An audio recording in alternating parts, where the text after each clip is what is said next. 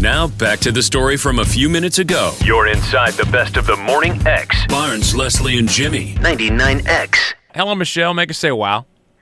I was on a first-name basis with Jeffrey Dahmer. What? And you're still living. No kidding. When? What? In Milwaukee in the early 90s. Now, in the early 90s, when was this? When did the whole Dahmer thing go down? Was in the early 90s, wasn't it? Yeah, I believe it was around 93. And when did you know him? I knew him 90, 91, 92, 93. What was he doing? I had piano lessons across the alley from where his grandmother lived. Now, how old are you now? 21. That's right. He lived with his grandmother for a while. Uh-huh. Yeah.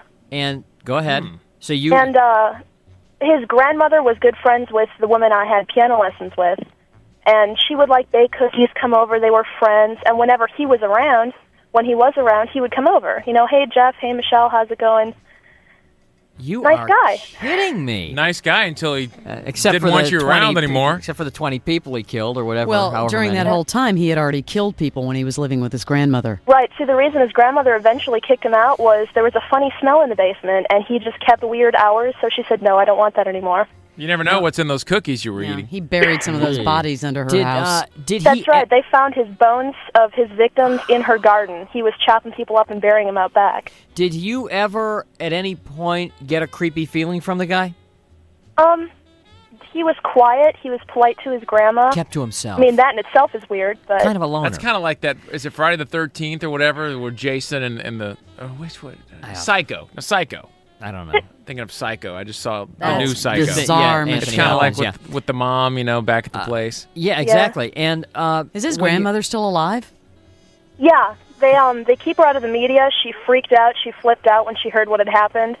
She was upset that everyone was calling her son this horrible, brutal killer, and they were attacking her for a while, so they hid her from the media. When you found out about the whole thing, what was your reaction? Did you start going back over your mind thinking, well, now that you mention it, he did seem a little, or were you just totally shocked? What? You hear the news break, and you're like, well, wait a minute, now who's making this up? What proof do they have?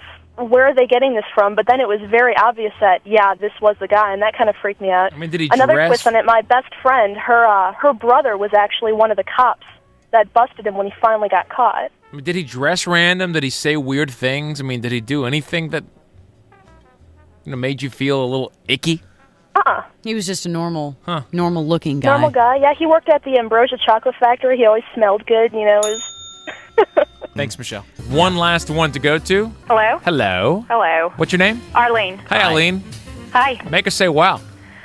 Well, in 1985, my mother and I were on a TWA Flight 847, and we were going from Athens, supposed to be going to Rome, Italy, and we were hijacked. You were on a hijacked plane? Now, that was a very well-publicized hijacking. That was a big news story. It was huge, yeah. Yeah. Tell us what happened from the beginning of the hijacking.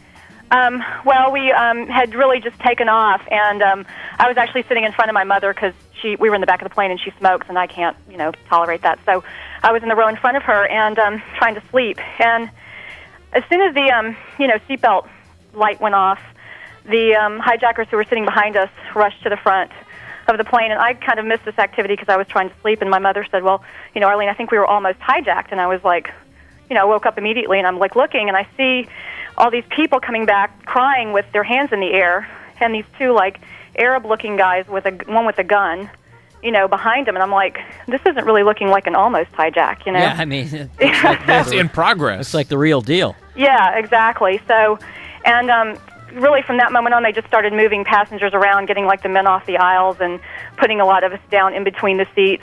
Were they screaming at you? Huh? Were they screaming at you? Well, they didn't speak English, which was kind of inconvenient. Were they just pointing? They must have been saying something. It turns out they could speak German because the lead flight attendant, she could speak German, so they figured out they could all speak German. So. Always bring a translator if you're going to hijack. Yeah, exactly. So they were motioning for people to get in between the seats and to move.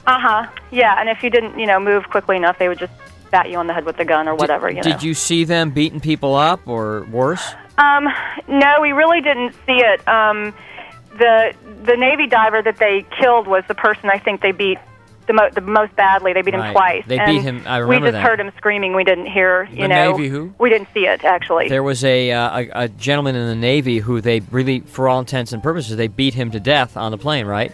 Yeah, pretty much. And So you heard him screaming? Yeah. Well, he wouldn't do what they said, or what? Well, no, I think they just picked him out. We couldn't get gas for the plane. They wouldn't give us any gas, any fuel. And so I think they chose him because he was like 21 or 22, and he didn't have a family, wasn't married yet, and he didn't have any children. And also because and he was in the Navy. He was military, so they specifically picked out somebody they thought was military. Were they taking people's possessions? Were they trying to rob people? It wasn't until I think the second time we landed in Beirut, like about between 11 and 13, Amal militia got on. And after they got on and kind of took over, they did actually take everybody's jewelry and that sort of thing. Now, at any point did the passengers try to band together and maybe overtake the hijackers? Was there talk of that? No, not at all. What did you give up personally of your own? Huh? Did you have any jewelry or anything you gave up? Well, actually, no. I was kind of fortunate. One of the Amal militia kind of befriended me, and he sat next to me on the plane, and when they were coming around to send you up front to be, like, searched, and give up your jewelry, he asked me if I wanted to keep mine, and he had a cowboy hat on that he'd taken from one of the passengers, and I said yes. And he just said, put it under here, and he put it down, put the hat on the seat next to me, and I put it under there, so I was able to keep it. It's weird. It's like in the movies, you know how there's always like a band of bad guys, and then there's always the one guy in the clan who has a heart. Exactly. Were you just scared to death? Yeah, pretty much. How long did the whole thing take place? How many hours? Well, we were on the plane for 38 hours, and we were released with, it was the women and the Greeks were traded for the third hijacker who didn't get on. And I always joke to my mother that we probably got his seat because our original flight was canceled, and we were just lucky to get on this flight, at the last minute. Or not so lucky to get on the flight. Yeah, exactly. How did it? 38 I forgot hours. how that ordeal ended. Well, they took, I think they took the men back to Beirut, and they kept them for like 21 days or something. But there wasn't. They didn't seize the plane. The government. I mean, there was no like shootout or. No. They just shot the Navy diver, but no, there wasn't. They gave up and.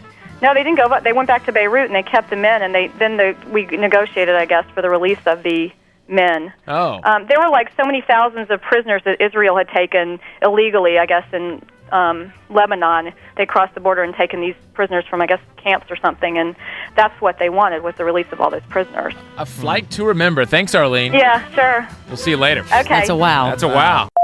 Welcome to the best of the Morning X on 99X. It's like a participation trophy for radio shows. 99X. I'm Paula Pan. I help people make the smartest money decisions possible. Because let's face it, money's too important to wing it. What you'll hear is a couple money geeks sitting and talking about this stuff that we're so passionate about. You name it. Anything that's on your mind. Retirement debt, student loans, saving for college. It's a personal finance journey. It is a wide-ranging squirrel conversation about the topic of personal finance and good financial planning. Super fun. Afford anything. Follow and listen on your favorite platform.